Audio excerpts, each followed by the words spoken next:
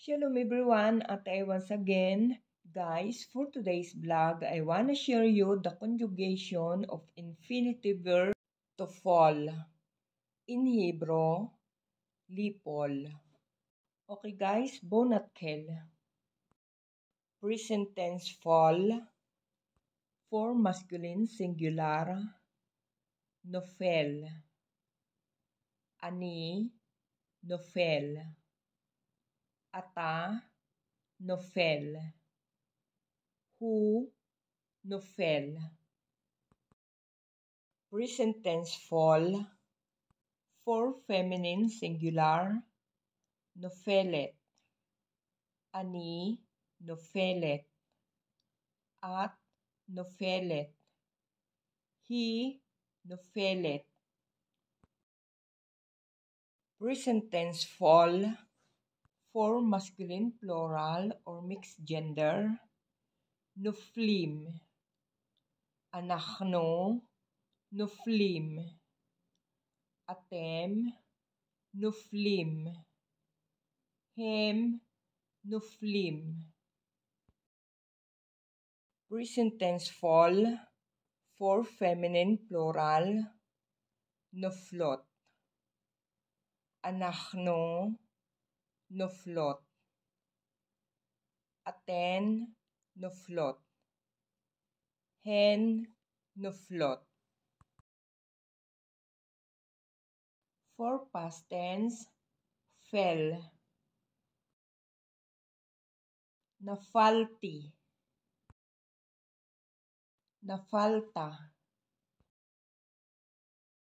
Nafalt. Nafal. Nafla. Nafalno. Nafaltem. Nafalten. Naflu. Naflu. Okay guys, for future tense, will fall. Ani ipol. Ata tipol. At tipli. Hu yipol. Hi tipol. Anachno nipol. Atem tiplu. Aten tipulna. Hem yiplu. Hen tipulna.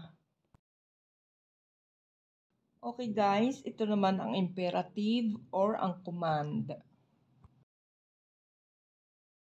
Imperative fall. For masculine singular, pol. Imperative fall. For feminine singular, pli. Imperative fall. For masculine plural, plu. Imperative fall. For feminine plural, polna. Okay guys, again, this is the end for today's vlog at sana makatulong sa inyo ang mga isinishare ko. Sa mga hindi pa po nakasubscribe, please subscribe na at huwag ring kalimutang mag-like, share, and comment. Guys, maraming salamat po sa pagsubaybay sa aking mga vlog.